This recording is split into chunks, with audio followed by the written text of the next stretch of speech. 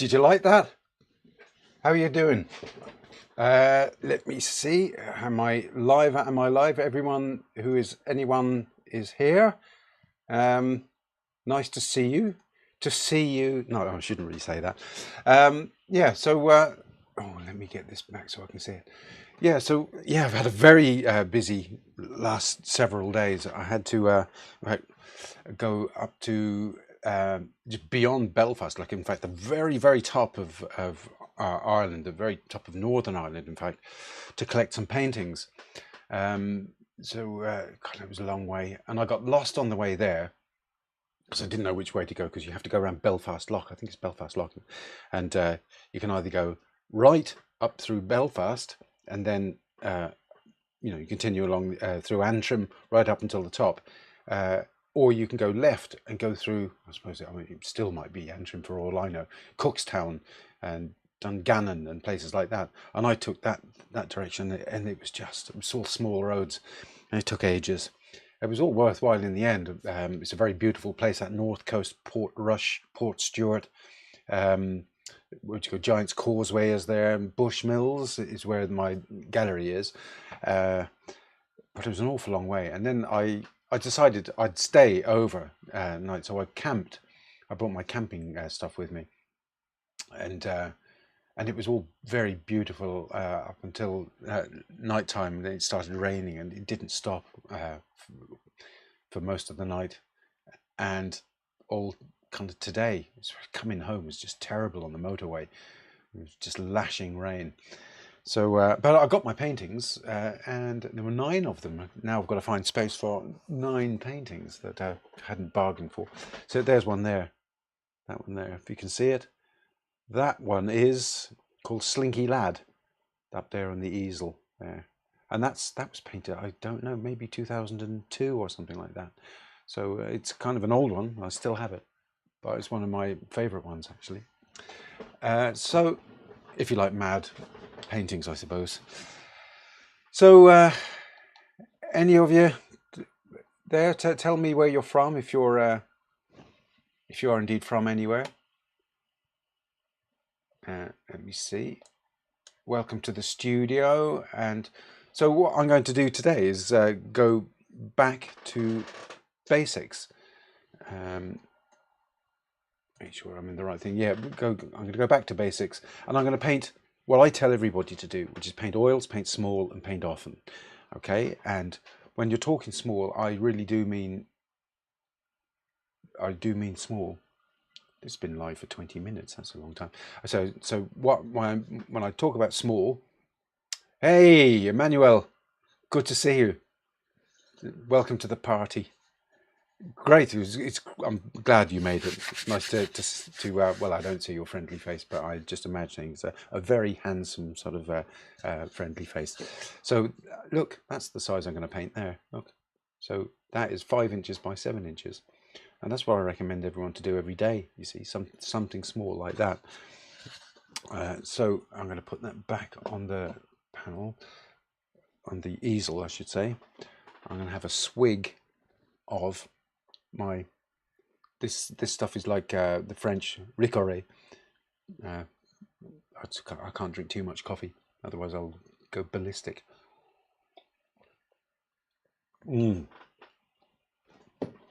It's nice.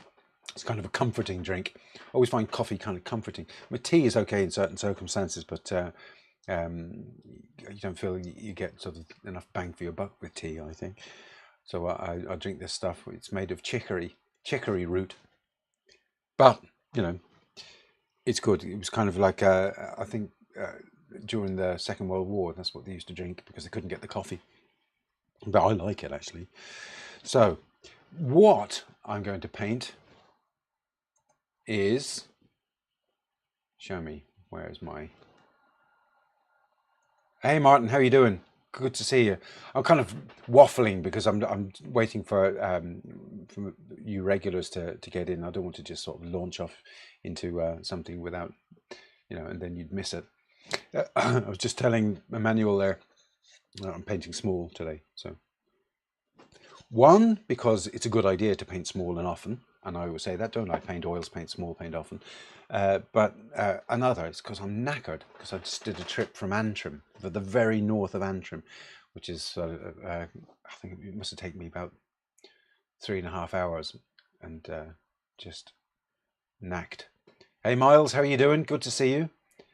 Let me see, I'm reading the comments there. Hi. Yeah. Don't please tell me you've got sun in Cornwall. It really has been the most miserable summer here.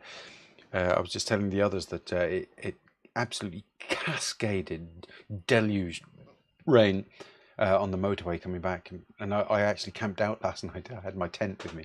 I went up there on my own to collect some paintings, and yes, it was an absolute deluge. Well, yeah, sunny and pleasant in Geneva. Yeah. I'm going off people already. It really has been some awful summer. And one thing I must say to you is that although I will do, I'm going away next week. I'm going to the UK, and I'm going to go through Fishguard along South Wales, and then down into down in Wiltshire direction. I'm heading towards London to see family and friends I have there. But I'm going on the motorbike, and I just hope to God it's not like it has been so far. And but I do want to see places that I never bothered my arse looking at when I was actually living there. For example, Salisbury and Canterbury and places like that, Avebury, all the berries, and the Wiltshire standing man, that kind of thing, the horse, all things like that. I'm really keen on these very ancient structures and places. I love to see them. I think it fires the imagination. So that's what I'm doing. Then I'll arrive at London, see my friends and family and that, and then possibly come back via the coast, something like that. I haven't worked out an itinerary yet, but I'll be heading off next week. So the live stream that I will do, I'll probably be doing it from my phone, and so that will be probably a kind of a short one. But it's nice to keep it going because I don't want to not have the live stream, but it just might be sort of severely truncated, and basically just me saying hello and telling you what I'm doing and where I am, that kind of thing. So and then that'll be back until I'll be out there until August the 4th, so it might be a few weeks where I'm sort of operating off the phone, that kind of thing. Right. So what am I going to paint? Go back to my things. Oh yeah. Okay. So the floor painting. That is what I'm going to paint. Emmanuel, you're on the road. Okay. Yeah. Kind of, this is the time of year when everyone's kind of on the road. So that is actually live, and that is in front of me. Okay. I haven't got a camera which I can actually just train on it to show you that it's live, but it's actually sort of sitting on the stand next to me. So that's what I'm going to paint, and first I'll show you the palette again. This is what I'm going to use, and just give me a thumbs up or something about the sound quality. It should be good. I'm using the good microphones again. So right, so titanium white, and put it there. Probably won't need as much as I normally have out on the palette, because I'm painting just that bit smaller today. Yellow, cadmium yellow pale hue, or in fact in the Griffin it's light hue. Just make sure. Yeah, the colour's not bad. I got myself a nice new little light. One of these sort of ones that you can change the colour on and everything. So I'm now operating today 1, 2, 3, 4, 5, 6, 7, 8 lights. It's like BBC House here. Well, in one way, it's like BBC House. Oh, let me just pull this thing towards me so I can see you a bit better. Or you can see me, in fact. Probably might be more to the point. Okay. Right, and red. It's my permanent rose. I need a bit more of that. Yeah. I'm going to be taking my acrylics with me while I'm away, because I'll be carrying them around on the motorbike. I want them to be dry, not get all over my lovely Honda. Blue. It's cobalt blue. A little bit of black, because that's my standard teaching palette. Okay, so I'm going to put a little bit of black on that. Not that I might use very much of it, but there it is. And the burnt sienna. In fact, I don't really need much of that either, because if I just tell you in a moment, those are the short flat, 2 short flat brights. That's a number 6. That's a number 4, although that's pretty meaningless because all the brands have different numbers, and a little round there for kind of detailing. Okay, and let me go to the canvas. Right, so that's my canvas, and it's already prepared. That's an old painting that I took the gunge out of the bottom of my solvent pot and went over an old painting because I didn't like it anymore. All right, so there you go. Just move over to there. All right, and then I'll start painting. Now, hopefully the angle that I'm painting at will be something like the angle you'll see as well. So, of course, cameras can be a bit funny that way. Have another swig of me. What do you call it? Chicory rat poison. Yeah. Now, right. So this is what I was saying earlier. Is what I kind of generally teach. I tell people to paint small and paint often. So this is the size, 5 inches by 7 inches. You can do one a day very easily, and it won't take you very long. Okay. So really, it's just I find it's a great way to get the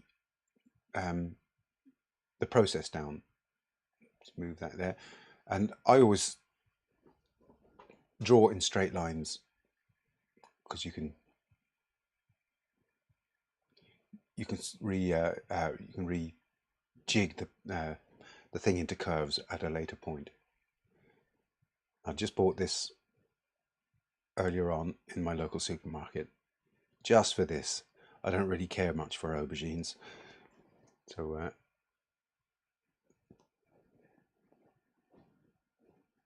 let's put in a little bit of a rake of an angle. Okay, so that's the general shape. Bit of green there for the whatever they call that in the vegetable world, where the stalk meets the vegetable, and then there's a shadow coming down there like that, and then meeting the vegetable like that. Okay, so that's it there. All right, so the thing I always do at this stage, I might just push that out a little bit. I want that to be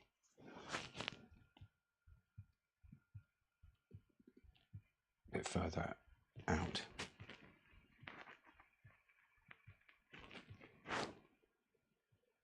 Okay, yeah. So what I do now is I check where the lightest light is and the darkest dark. See, when I was a nipper, I left school at 16, and I went to train as a graphic reproducer, which was a kind of a branch of the world of print. And in those days, although I didn't operate one, they had scanners, not like the desktop scanners you have today, but let me might as well face you while I'm talking to you. They had a scanner would occupy practically the entire room, like on one wall of the room, and it was this huge thing. A Crossfield 640 it was, the one that we had when I was an apprentice. It cost £500,000. and it's why a lot of the these places went bankrupt when you know, when Apple Macs came in, because they just couldn't compete with the Apples, and they'd spent all this money on these scanners. But anyway, the scanner operator used to have to get an eyeglass, and if there was a piece of a photograph they had to scan, or a transparency, they'd sort of they'd be looking at, and they told me this while I was just standing there, because I wasn't apprenticed into that part. So with union demarcation, I couldn't just start doing what they were doing. I was doing a different part of it, but they were saying, "Oh yeah, I'm just finding the lightest light point in this picture and the darkest dark," and I didn't know what they were talking about. And they only really sort of tweaked with me eventually. That's exactly what we do as painters. So you got to see where your lightest light is, and everything comes in between those points when you're painting. So let me just change it back. Right. So for me, the darkest dark is round about there. That's the darkest of anything, maybe just a bit underneath here, like that.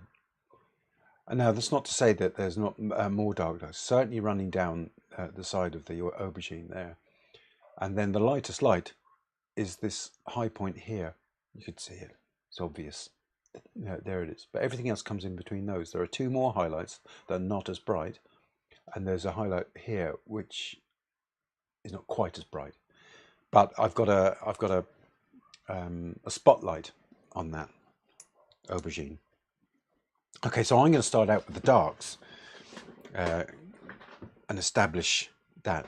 You know, the usual thing that I'm talking about, that's the darks being the bones of the painting. So I'm going to change my brush to this number 4 flat bright.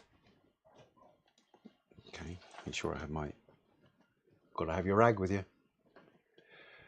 Right, so I'm going to mix up a blue and a red. Aubergines are kind of purpley, aren't they? So a blue and a red. And I'm going to put a touch of yellow into it because they're not bright purples. And I'm going to add in just a touch of black. Mainly because it's there. I think I could get away without using it. But anyway, so I'm going to put that in there. Peering around the camera, as usual, around there.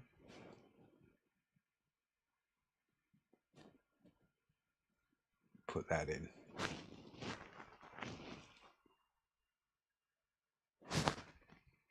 Maybe there. I can go in for the darkest darks actually later, but put that in there. Okay, I'm going to put in the green. I'm going to make up the green part, the leafy part. So blue and yellow makes green, but red goes into it to make it more natural, a bit more yellow.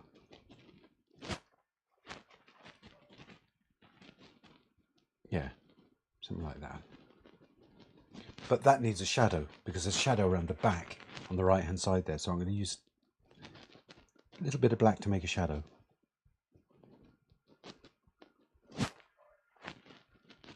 I'm going to put that in first.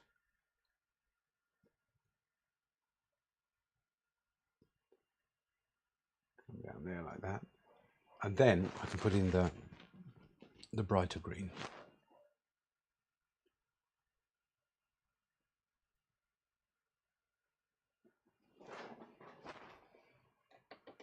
All right, now I'm going to make the background, which is a kind of a mid greyish blue. Okay. Let me just check the chats. How are you doing, Ivor? Good to see you. All right, so now I'm going to yes, do that blue background. So it's a grey. So blue. I think a little bit of red because it's mid-tone blue, and a touch of yellow and white. So the 3 colours plus white would give me a kind of a grey. It's tipped towards blue, and there's a very warm light on it, so I'm going to add a little bit more yellow into it, a little bit more white. So this is the body color. Okay.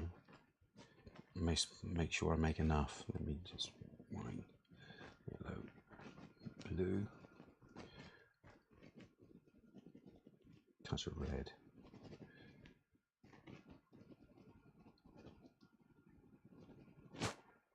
Okay. Make sure I've got enough of it. Put a bit more red into it. Something like that. And now it's also got a shadow. So this is back to basics, okay? This is what I teach. As you go on, you lose the black. But I think at the beginning, you use the black just to make shadows. No other purpose to it. It's a bit of black. And I'm going to add in a little bit more blue as well. And it's quite dark, but not as dark as the aubergine. And I put that in first. Oh, I'm going to darken that actually.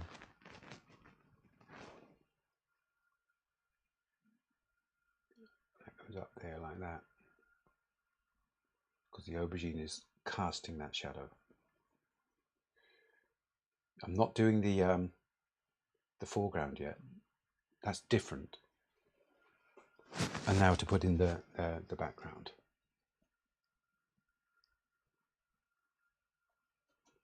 Just the general body colour. I think I'll loosen that up a little bit. But I'm painting on a surface which has been painted on before, so it's quite dry, hard to move the paint around on it.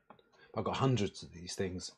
You know, these paintings don't always work, so I kind of get to save the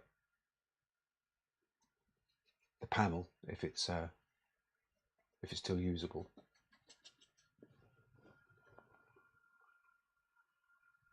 Oh, our aubergine's rude. I hadn't noticed that. Yeah, maybe it's suggestive, is it? Bloody hell. God knows what they're going to do with plums then. Sounds like Viz magazine. Okay, so I've got the background now. The foreground is a kind of a light manila kind of colour. So it's a light, warm grey, really. So I'm going to make up some white, you know, kind of woody colour. So, oh no, mustn't mention wood. This is going to turn very strange. So white, yellow, red and blue, because greys are always made out of the three colours plus white. And then you tip them towards what you want them to be. So a bit more red in there. A bit more yellow. A bit more.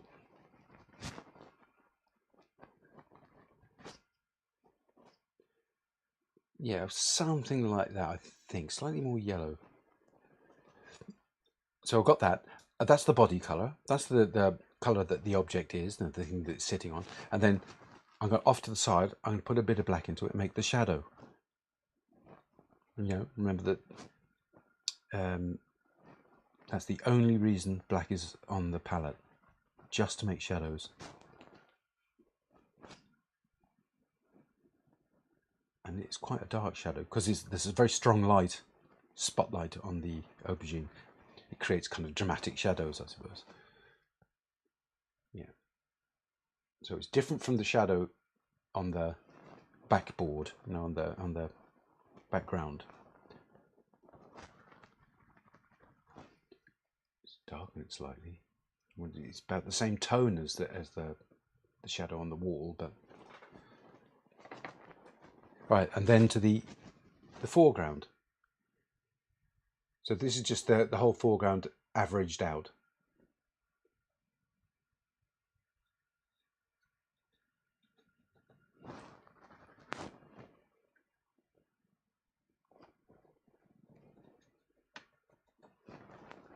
Like for people who don't paint, I think if you do one of these a day for, you know, few months. I promise you, you'll get sick of it, but it will internalize the process, and that's what it's about, really. So I've got all that in there. Now I'm going to go towards that that dark of the aubergine now. So that purpley kind of colour might not be the most. It's very subtle, isn't it? And can the camera and the monitors that we're all using pick up on quite how subtle it is? So I'm going to put that in as a reddish dark. Come up around here.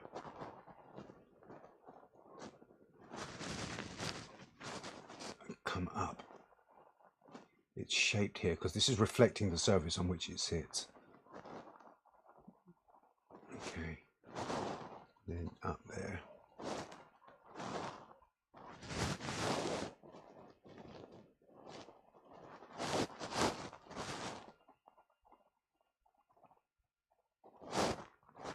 Alright. Push that out a bit. Nothing worse than a shriveled aubergine. Oh,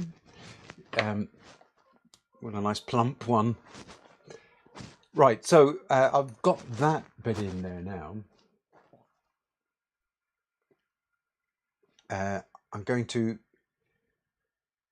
reflect the surface on which it's standing in the aubergine. So I'm going to grab some of my foreground colour and mix it in with the aubergine colour, because that, for me, logically will help give me what I'm looking for, because it'll be it'll be the foreground colour mediated by that by the aubergine colour.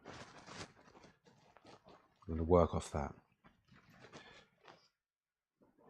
So perhaps something like that. Put that there. It's not exactly the same, it's darker. A bit more yellow too. It's quite subtle. Okay. There. Up, there, there. But the reflection up here, to me, is bluer.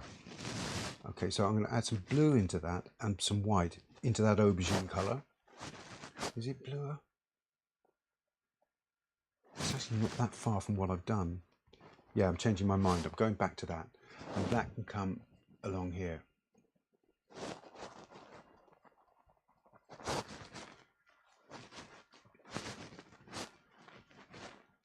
Now, there is a real reflection, like a good sort of solid version of that foreground colour being reflected up here. I'm going to put that in there. Just a straight line of it. There's a very warm mid-tone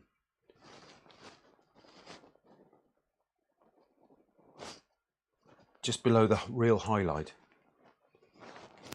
Just about here. Put that in.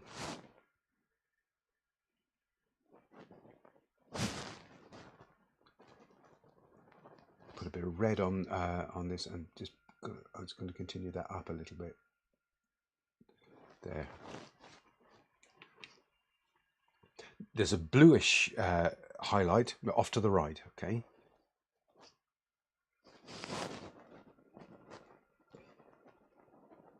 Still going to mix it in with that aubergine kind of tone there. Put a bit of red into it. And that can go there. There's definitely a blue, quite a bright blue here. Put that in there.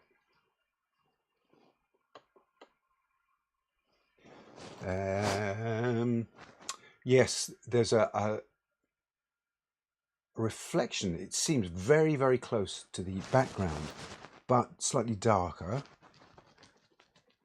So I'm going to choose get some of my background, put a little bit of black into it, put that here. And then the same on the right hand side. Coming down here. And that actually goes all the way down to that part there. Okay, the green is brighter than I have it, so I'm going to actually add in a little bit of white to that green that I made up.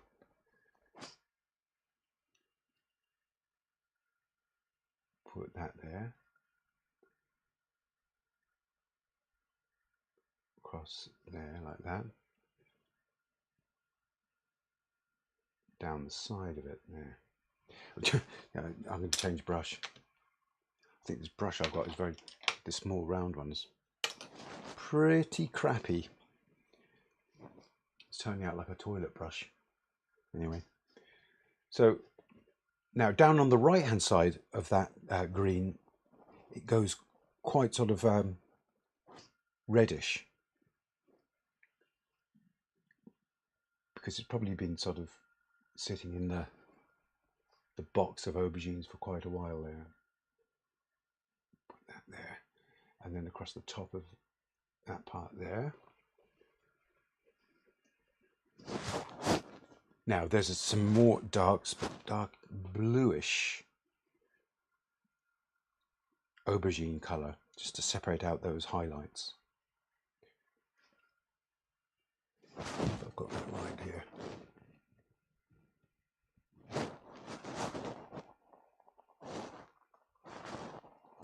Down there. It goes more red as it gets down further towards the base.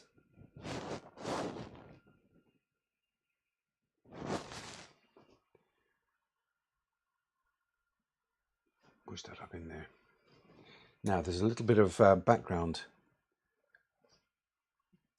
I'm going to lighten the background, because the background can be sort of, I put it in as a big average of what I thought the colour is, and now I can sort of start putting a few subtleties into that background.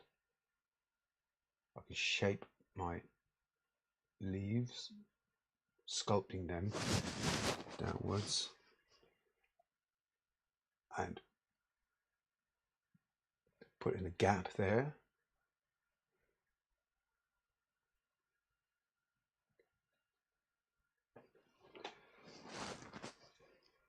And it's kind of yellower down here as well.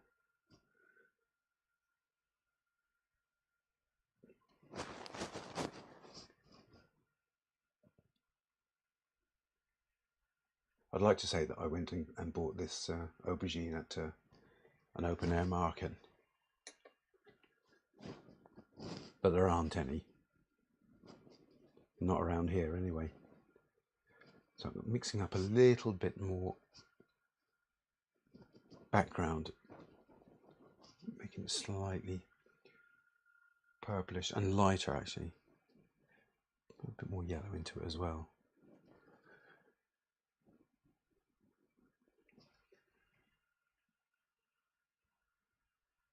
I can shape that shadow there, bring it down.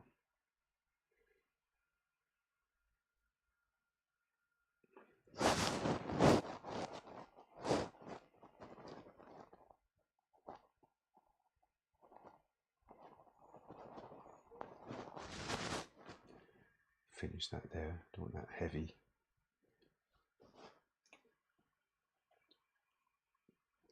What would you say? The meeting of those two tones. Come over here, push that up there.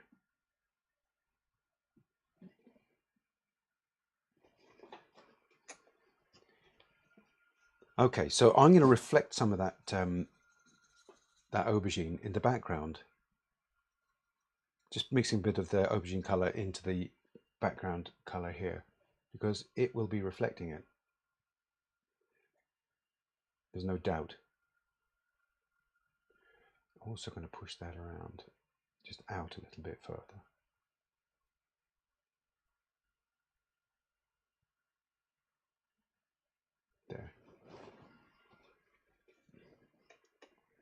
Now there are some colours in the background, or the foreground I should say, which are warmer, slightly brown. I'm going to mix in some red and yellow into that foreground colour.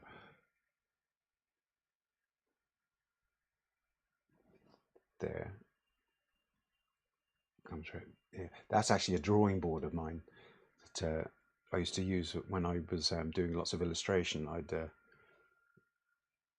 attach the paper that I was painting the illustrations and I attached them to these boards. So I had a load of these boards so I could have them ready to go at any time. So that's why it has this surface on it, and there's paint on it as well. Yeah. Acrylic paint, really. Okay, so we've got that there. I just want to make sure I've completed this part. There. So that meets up and agrees with the shadow above it. Now, there's a very dark that I must put in underneath. So I'm going to use a purple plus a little bit of black. I'm going to add in a little bit of burnt sienna as well, make sure it's very dark indeed. And for this darkest dark around here, which is the beginning of the shadow, and as it comes around, it gets lighter and grayer. There.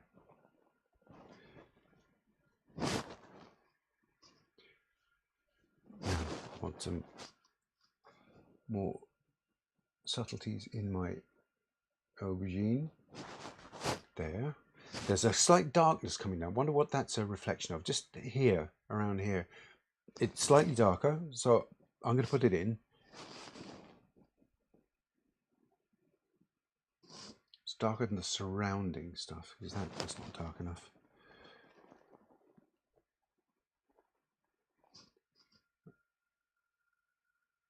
Okay, yeah, that's more like it. It goes around there like that. And it's a bit darker there too. It's probably sort of reflecting me as well. Sort of, I'm in there, I'm sure. Now there's another blue down here. This does make you this sharpens your observation skills. That's for sure. Painting objects from life. There's a coolish highlight to the left hand side. I'm going to try a bluish highlight, but I'm not sure if it is that. So let me try mixing in that blue with that manila color from the foreground. See what I get out here. And that comes around there like that.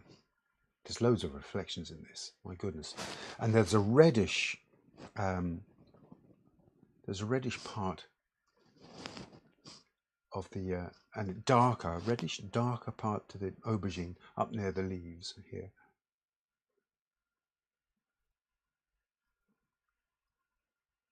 Coming down there like that. And then I've seen another blue one. Another blue reflection coming down here.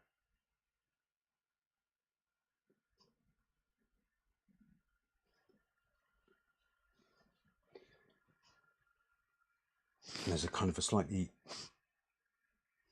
manila-y reflection on that side of it.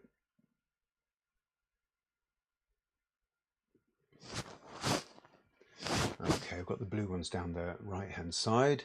Now there's some work to do in the leafy part, in what do you call it? I don't know, the stalk part. A bit darker there, coming around there, and it's slightly darker green just across the top of the shoulder there, and then goes warm and light just below that.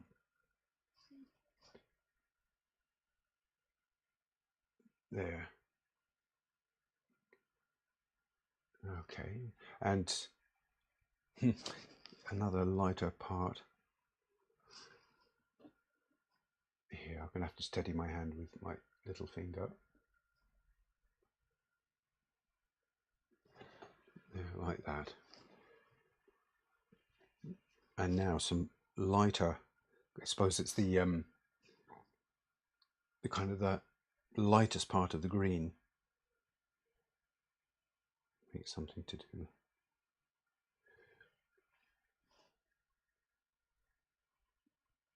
I'm going to have to restate this. I've lost it a bit there.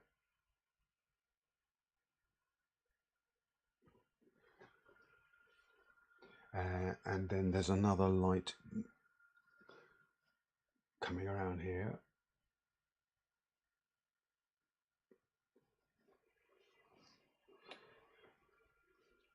Now, there's an interesting light pink. Let's see how that was underneath. Not sure what that's reflecting, but it seems to be there, so it's got to go in.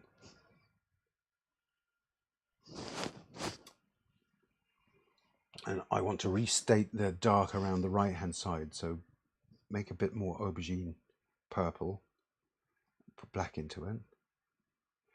I'm going to put in a little bit of burnt sienna into it as well, so it's very, very dark.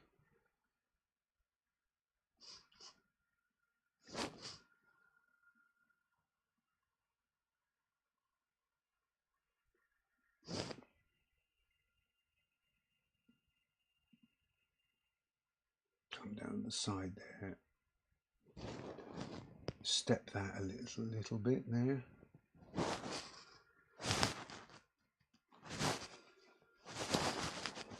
My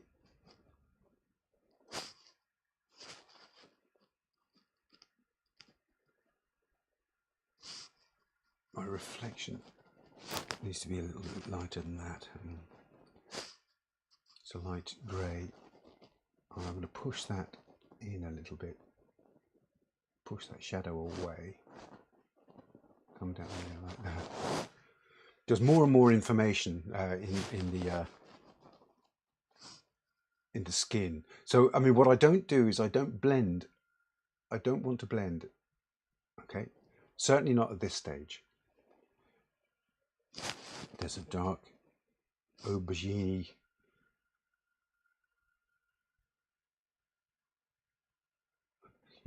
If you do want to sort of blend, I recommend not blending, but putting in more and smaller strokes. And I'm going to soften rather than blend, I think.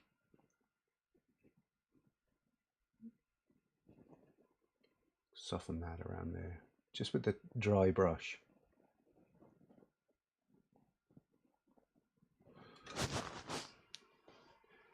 Okay, I want to put in the brightest bright now. So white, it's quite a golden color. So white plus yellow plus red.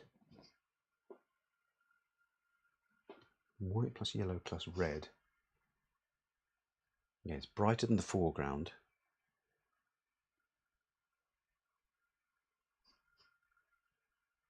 Let me see how that goes.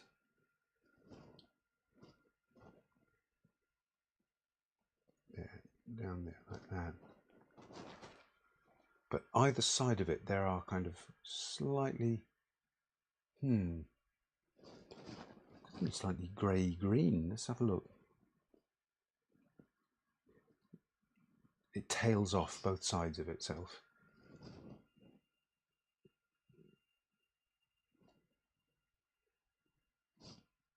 There and there.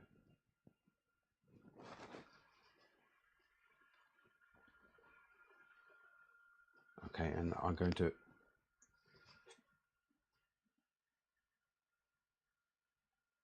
just develop that little part a little bit more.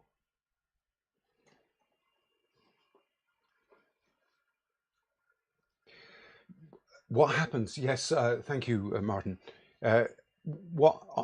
What happens when you start blending? If you start blending and there's not enough variation, like variation of hues and little dabs here and there. Everything goes flat, so don't do any blending at all or softening until you've got lots of information in there to work with. And I think I want a dark down there as well.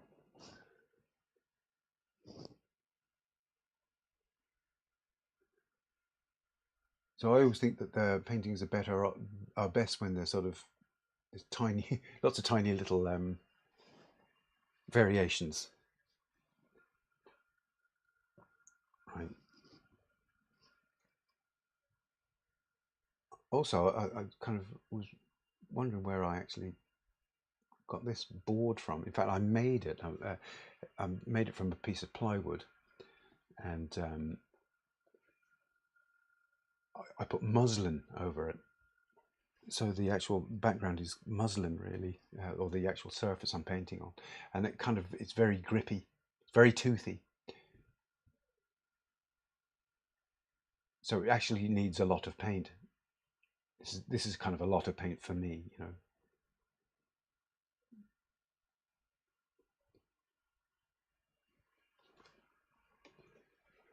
And then here, to give the illusion that everything is disappearing around a curve away from us, you can just break it up a little bit.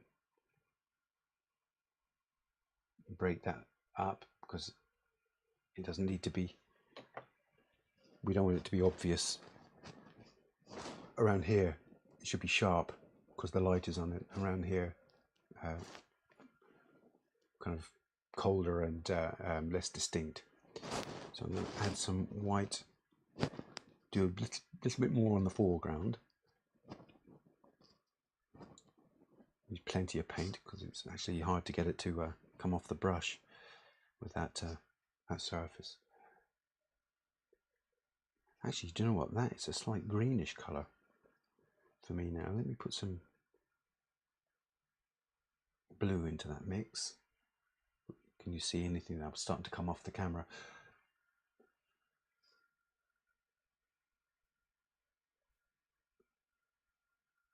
Push that around there.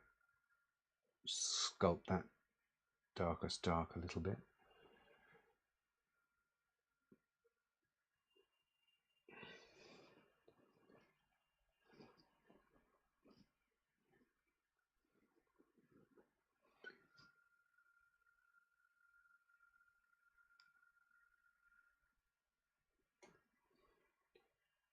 And have it come around here like that.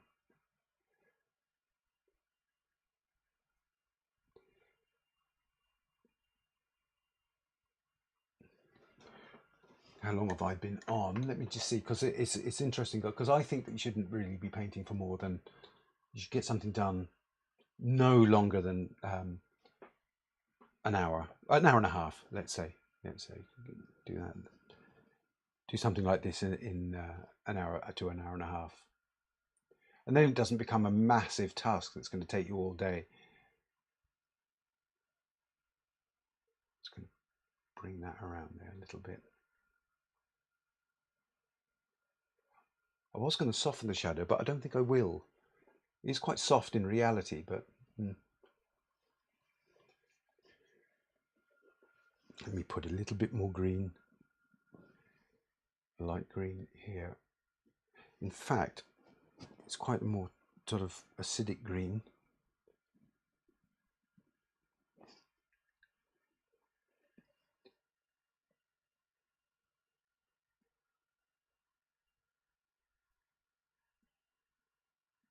And come up there like that.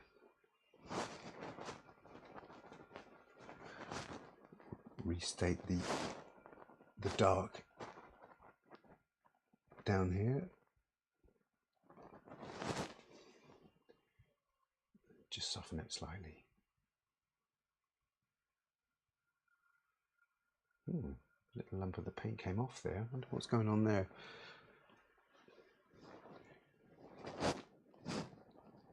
And a bit more.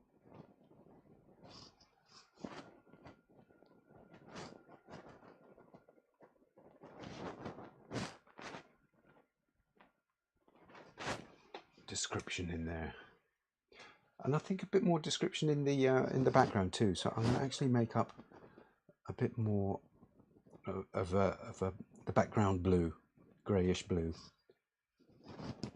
I'm going to add a touch of black into it because I might take it to where I want it to go.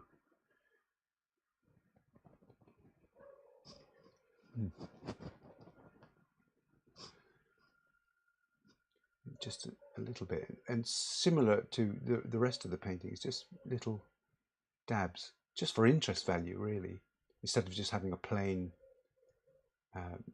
background, especially around here.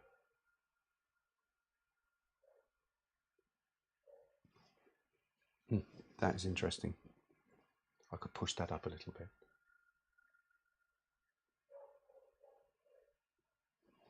Darken it somewhat.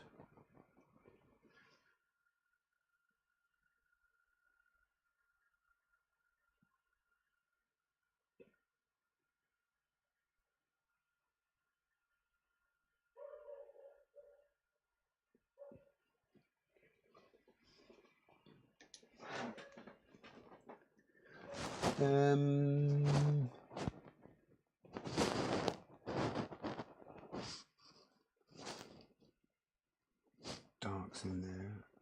That's probably reflecting the stuff that's on the desk around me. A few more darks in there as well. Let me put in some blue there as well. And even here. That can be softened. That definitely can be softened out.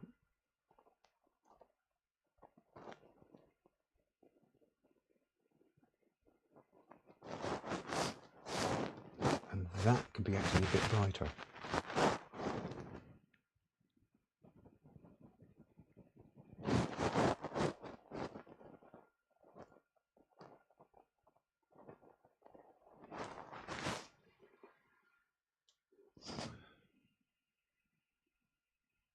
Soften that out.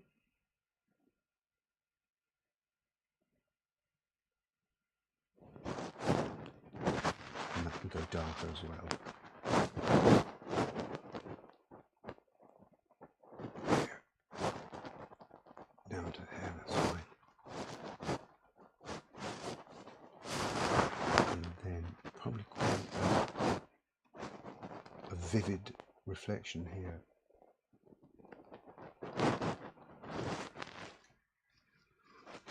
Then the last thing you ask yourself is, you know, how could I make it just that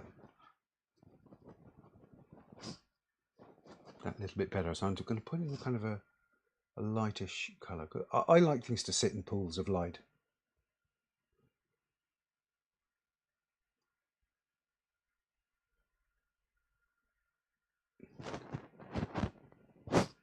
So I can do that just by lightening this slightly, and I put a little bit of yellow into it.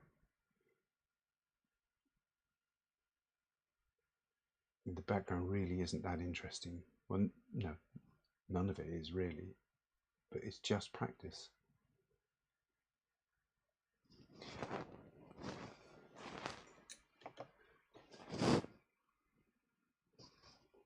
Just shape the aubergine there a little bit.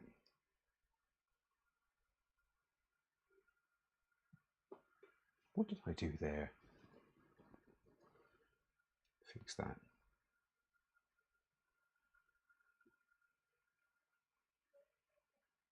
There.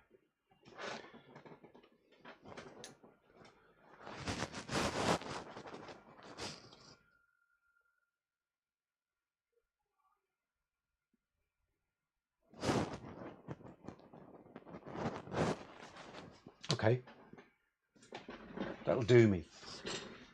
So let me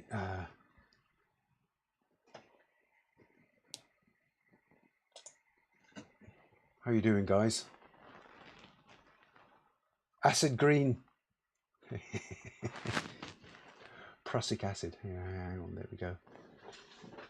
The colour is very different on this. Oh yeah, here we go. Let's see if I can get in to see the texture and the strokes.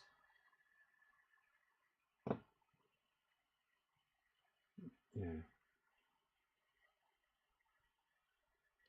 So I didn't really do much flattening at all. Oil paintings look better when you can see the brushwork, I think. Very strange with the light coming. Oh yeah, look, there we go. How is it on the other palette? Well, that's not too bad actually. Yeah.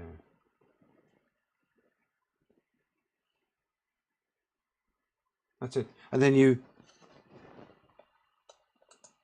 stick it on the pile. I've got gazillions of them back there. I don't know what to do with them. Make sure my hands are clean. Thank you, Ivor. Yeah, so what do you think? I mean, that's what I recommend to everybody that comes to paint with me is paint oils, paint small and paint often. Because that way you'll internalize the process, and you'll be laughing in no time. That was actually all developed out of the where's my microphone?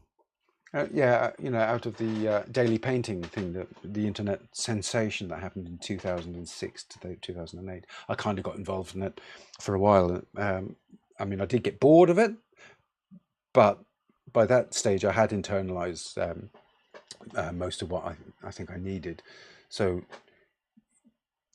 I mean, there is a danger also in always painting small, because it's very hard to start painting really large paintings then, and you know that's got its own sort of reward, you know, and you can't be painting too small all the time, but it's really good for learning the process because you get it done in one sitting, which is the idea.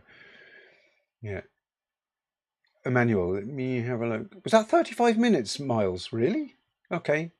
I hope so. That would have been good if it was. Yeah. Yeah. You do it.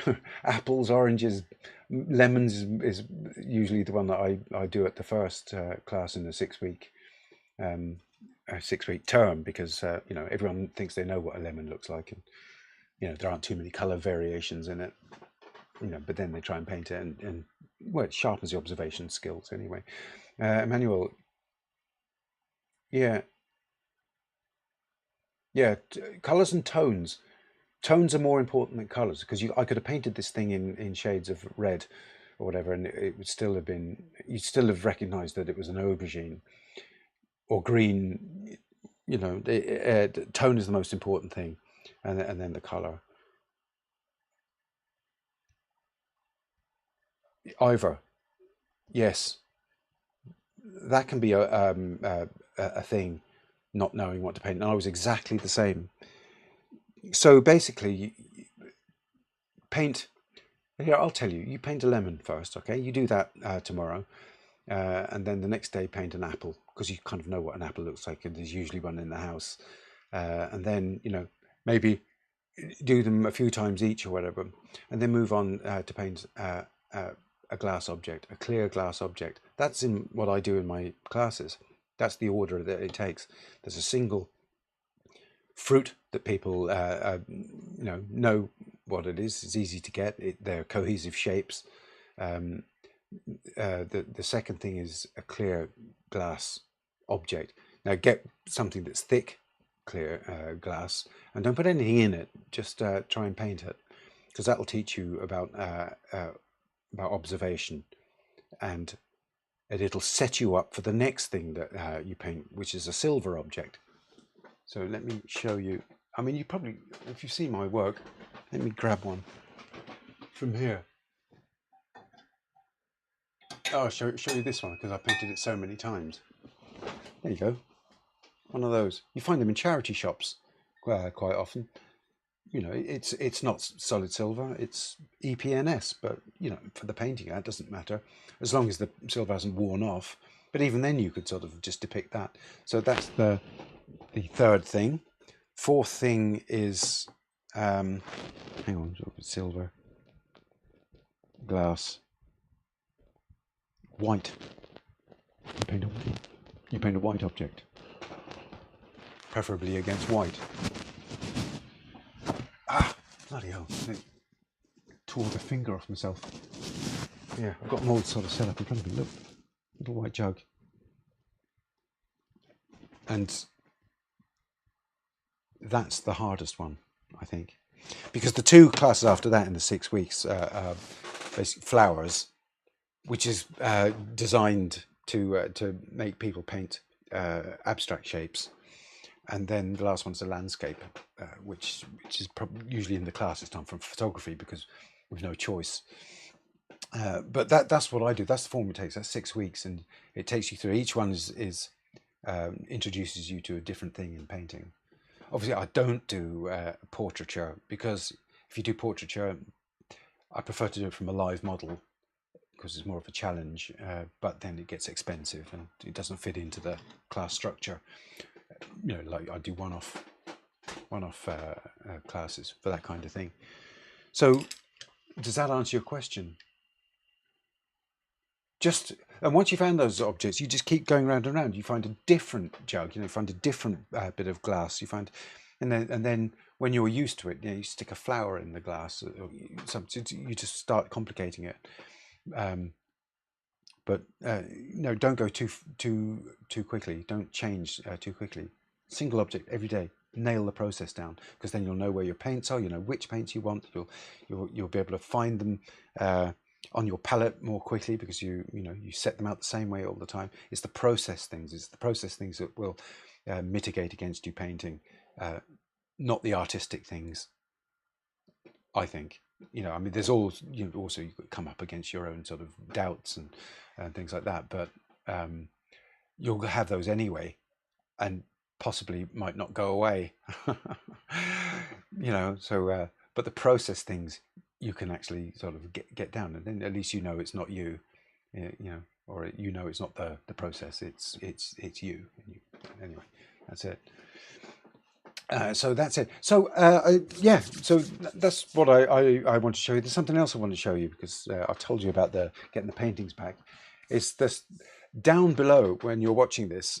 Underneath, there should be now a shop. I don't know whether I mentioned it, but there is now a shop. So if you did want to support me, I'm not just asking you to support me with donations. I cringe when I hear that, but you will get something for it. For example, I've got these now. Obviously, these are from a different line. There's nothing to do with painting, but I'm a keen vintage scooter enthusiast. So look, I've got that. There's one of my designs on a t-shirt there. There you go. The Illuminati stole my scooter. Okay, so that's in the shop there. There you go. I can come in close. Yeah, and I should have got one of the ones, the painting ones done, but I just didn't think of it, and then I ran out of money anyway. So here we go, and here for you Vespa lovers out there. Now, there's another one I designed there. Retromatic art, that. Yeah. So all in the shop below. Have a look at it and tell me what you think. Actually, tell me if you think it's worth going ahead with. But anyways, I'll put that in as a possibility for people. Anyway, thank you for supporting me so far, and likes and comments really do help. So I think that's it. So there you go. Sort of paint on a 5-inch by 7-inch board. You can buy them. You can buy stacks of them in the art shops, or you can make your own. And in fact, you don't even need to put anything on it. What I do very often is I get a board or a piece of MDF, get them cut down, or I cut them down myself, and just paint the gesso onto them. They're fine. They work perfectly well. MDF is kind of good because it's smooth. And then you can either have a smooth board, or you can put the texture in with the gesso. But you don't have to have that, what do you call it, the tooth of canvas on it. It's nice sometimes, but you don't need it, especially at that size. So yeah, there you go. Hang on, where was it? Have I missed anything? Is Britain full of potholes? I mean, that's exactly what people said about Ireland when I first came to Ireland in 1988. All the roads were full of potholes. There's massive, discussions about it on Irish radio and television, that people were moaning about the potholes, and and you know, all the British roads are really good. So don't tell me it's gone like that, has it? Yeah, yeah. Okay, all right. Listen, Emmanuel, have a lovely couple of weeks until I see you next. And Martin, thanks for the advice about the potholes. So there you go. Have a lovely week, and I'll see you soon. Bye. Bye bye. End stream. End.